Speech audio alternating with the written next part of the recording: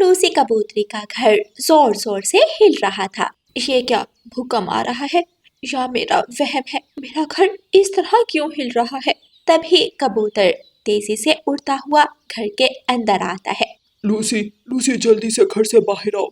Lucy को कुछ समझ नहीं आती, लेकिन वो कबूतर के पीछे ही घर से बाहर निकल आती है। जैसे ही लूसी और कबूतर घर से बाहर निकलते हैं, धड़म की एक आवाज आती है और कबूतर का घर पेड़ समेत नीचे गिर जाता है। वहाँ दो इंसान अपना सामान लेकर खड़े थे। उनके हुलिये से लग रहा था जैसे वो इंजीनियर हो। कबूतर इंसान के पास जाता है। आपने आपने मेरा घर तोड़ दिया, मेरा घर तोड़ दिया। कबूतर रोने लग जाता है। देखो कबूतर, हमें माफ करना, लेकिन हमें ये काम मिला है। अभी हम टावर लगाने के लिए जगह बनाने आए हैं, फिर कुछ दिनों बाद आकर टावर लगाएंगे। क्या मतलब? मैं समझा नहीं। कैसा टावर? जंगल के पास एक और बस्ती बन रही है। इंसानों को शहर से इलेक्ट्रिसिटी उस बस्ती तक पहुंचाने के लिए हमें बिजली के टावर लगाना होंगे, जिसके लिए हमें ऐसे बहुत से पेड़ काटने पड़ेंगे। तुम अपना घर कहीं और बना लो। लेकिन अगर तुम इंसान इस तरह हमारे घर तोड़ दोगे, पेड़ काटोगे, तो हम कहाँ जाएंगे? हमें आज अपना काम शुरू करना है। हमें काम करने दो और जाओ यहाँ से। कबूतर जी चले, रानो बहन के पास चलते हैं। कबूतर और लूसी कबूतरी उड़ते हैं और रानो चिड़िया के घर जाते हैं।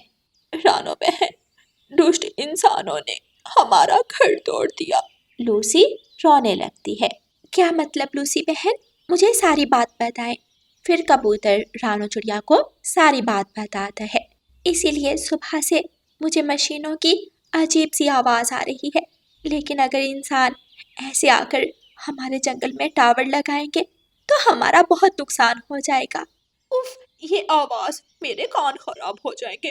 कालू, जाओ देखो किस पक्षी को आफत आई है। गौरी, मुझे तो ये इंसानों की मशीनों की आवाज लग रही है। कालू, मुझे तुम्हारी आवाज नहीं सुन रही, ऊंचा बोलो। रुको गौरी, मैं बाहर जाकर देखता हूँ। कालू कौवा घर से बाहर निकलता है। कालू कौवा थोड़ा आगे जाकर देखता है। कबूतर के घर की जगह वहाँ एक बहुत ऊंचा टावर खड़ा था। ये क्या कबूतर ने नया घर बनाया है? देखने में तो बहुत मजबूत लग रहा है, लेकिन इसके अंदर कबूतर घुसेगा कहाँ से? फिर दूसरी तरफ जंगल से वापस जाते हुए इंसानों पर कालू कौवे की नजर पड़ती है। ये इंसान जंगल में क्या कर रहे हैं? जाकर गौरी को बताता हूँ। कालू कौवा वापस जाता है और गौरी को सारी बात बताता है। फिर गौरी कौवी भी कालू कौवे के साथ टावर को देखने आती है। कालू, ये तो कबूतर का कोई घर नहीं, मुझे तो इंसानों के इस्तेमाल की कोई चीज लग रही है। चलो जल्दी रानो चिड़िया को जाकर बताते हैं। गौरी कौवी और कालू कौवा उड़ते हैं और रानो चिड़िया के घर जाते हैं। गौरी रानो को सारी बात बताती है। क्या उन्होंने कबूतर भैया के पेड़ की जगह पर टावर लगा दिया? रानो, बहुत लंबी सी कोई चीज है, मजबूत भी लग रही है। गौरी बहन चले, हमें जाकर देखना होगा।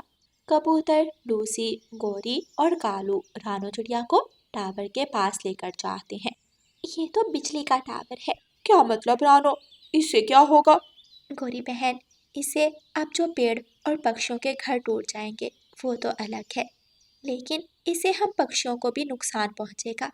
इसकी वेव्स हमारे दिमाग पर असर करेगी, जिससे शायद हम चीज़ें भूलने लगेंगे। क्या? ये क्या कह रही हो? रानो, इंसान बहुत दुष्ट है, वो हमारे जंगल को बर्बाद कर देगा। आप सब परेशान ना हो, सुबह इंसान आएंगे तो हम सब पक्षी जाकर इंसानों से बात करेंगे, वो हमारी मुश्किल ज़रूर समझेंगे। सुबह हो जाती है। बुलबुल अपने घोंसले में सो रही थी। अचानक पेड़ हिलने लगे। बुलबुल उड़ती है और रानो चिड़िया के घर जाती है। रानो बहन, वो इंसान आगे हैं, मेरे साथ चले। रानो चिड़िया बुलबुल के साथ जाती है। आज एक ही बजाय दो टावर पड़े थे और बहुत सारी तारें पड़ी थी। प्यारे इंसान, ये आप लोग क्या कर रहे हैं? इस तरह तो हमारे घर टूट जाएंगे, हम पक्षियों को बहुत नुकसान पहुंचेगा। देखो पक्षियों, हमें परेशान ना करो और हमें हमारा काम करने दो। अगर हम काम नहीं करेंगे तो बातें हमें सुननी पड़ेंगी। हम कुछ नहीं कर सकते। रानो चिड़िया निराश होकर वापस आ जाती है। क्या? अब क्या? हम सब मर जाएंगे? क्या कोई हमारी मदद नहीं कर सकता? रानो बहन, कोई तो हल होगा इस मुश्किल से निकलने का। हाँ रानो, तुम्हारे पास हमेशा कोई ना कोई हल होता है। प्लीज इस बार भी कुछ सोचो ना। रानो चिड़िया सोच में पड़ जाती है।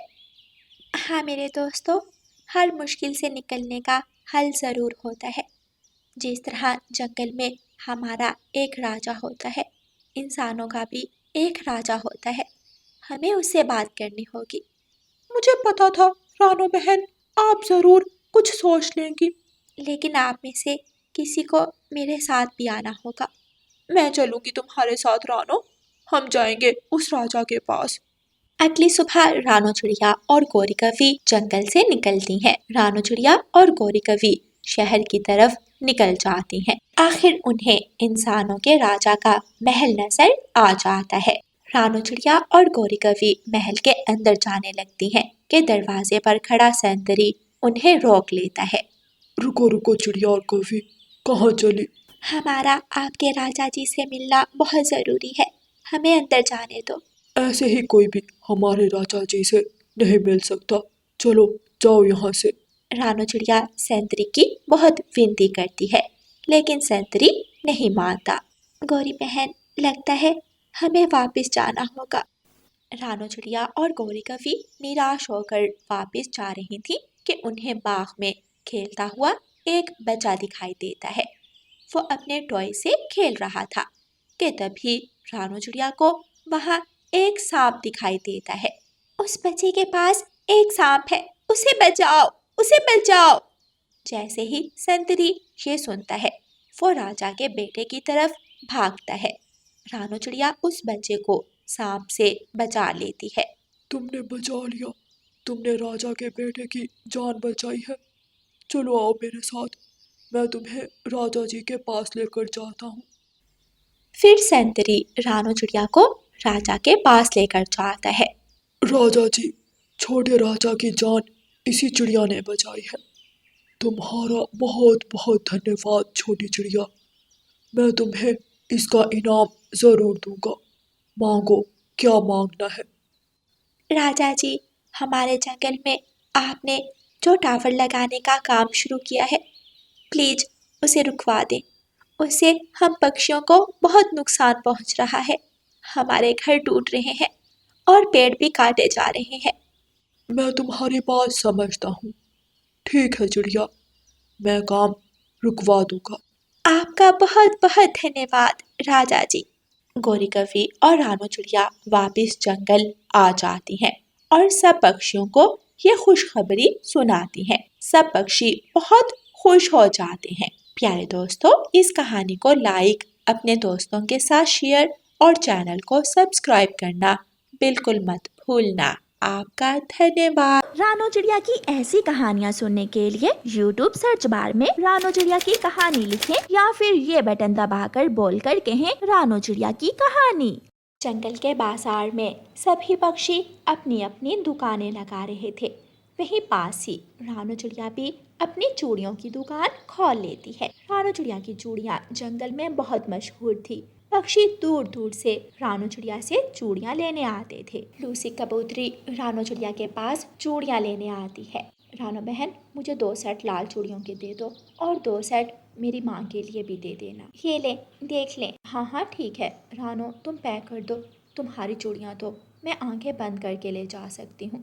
शुक्रिया कबूतरी बहन। रानो चिड़िया कबूतरी को चूड़ियाँ दे देती है। लूसी कबूतरी चूड़ियाँ लेकर वहाँ से चली जाती है। थोड़ी देर बाद हरियाली धोती वहाँ आती है। चिड़िया बहन, मुझे हरे रंग की चूड़ियाँ दे दो। हरियाली बहन, चूड़ियाँ किसके लिए लेनी है? अपने लिए लेनी है मैंने। आपका रंग तो पहले ही हरा है, हरे रंग पर हरी चूड़ियाँ तो नजर ही नहीं आएंगी। आप लाल रंग की चूड़ियाँ लें, आप पर बहुत अच्छी लगेंगी। हाँ रानो चिड़िया, ये तो तुम ठीक कह रही हो।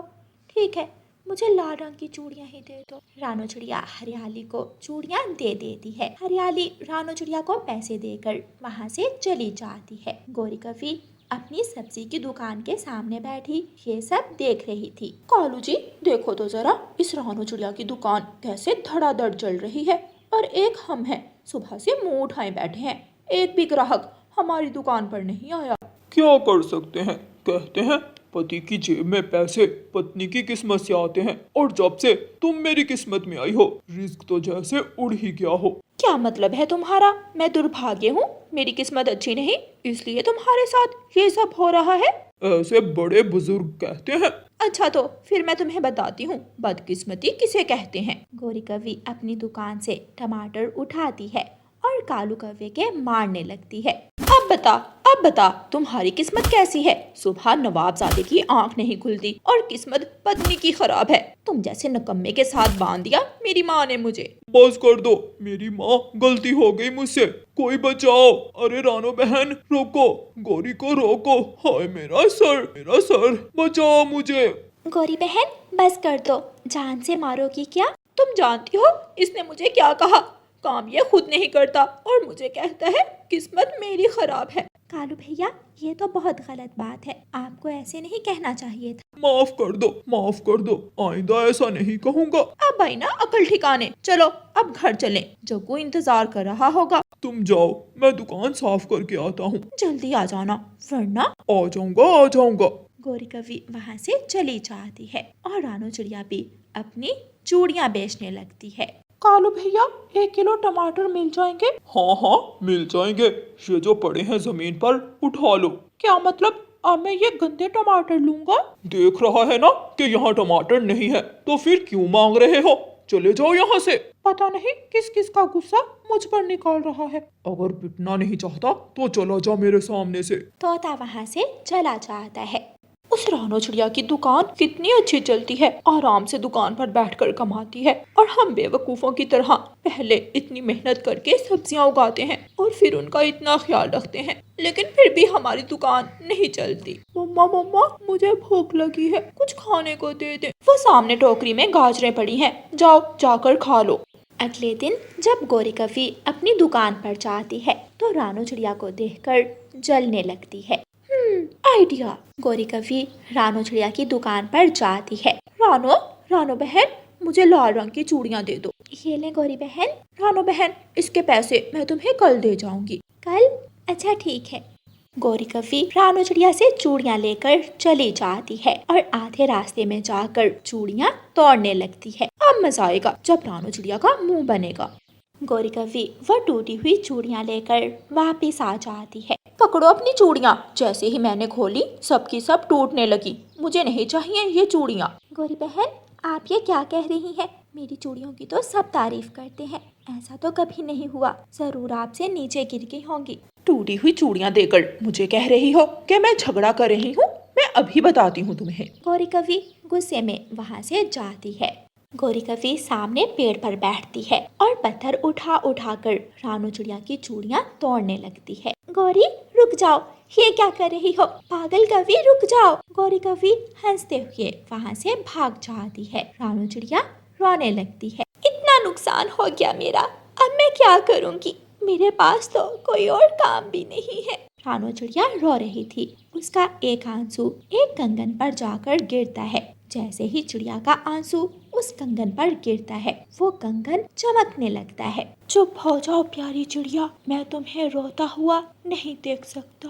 कंगन को बोलता हुआ देखकर रानो चिड़िया डर जाती है। ये आवाज इस कंगन से आ रही है।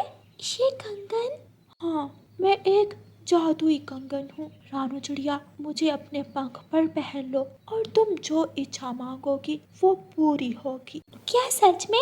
मुझे मेरी दुकान वापस चाहिए, मुझे और कुछ नहीं चाहिए। मैं मेहनत करके सुकून से अपने बच्चों के साथ रहना चाहती हूँ। रानो चिड़िया के ऐसा कहते ही उसकी छोटी सी दुकान एक आलीशान चूड़ियों की दुकान में बदल जाती है। रानो चिड़िया खुश हो जाती है। कल तक तो ये दुकान यहाँ नहीं थी, ये कैसे हुआ? कालू कौवा उड़ता हुआ गौरी कवि के पास जाता है और उसे अपने साथ लेकर आता है। गौरी कवि चिड़िया की इतनी बड़ी दुकान देखकर हैरान हो जाती है। ये क्या हो गया? सच ही कहते हैं, जब तक ऊपर वाला ना चाहे कोई किसी का कुछ नहीं बिगाड़ सकता। चल कालू, घर चलें। कालू कौवा और गौरी कवि वहाँ से चले जाते हैं। प्यारे दोस्तों, इस कहानी को लाइक, अपने दोस्तों के साथ शेयर और चैनल को सब्सक्राइब करना बिल्कुल मत भूलना। आपका धन्यवाद।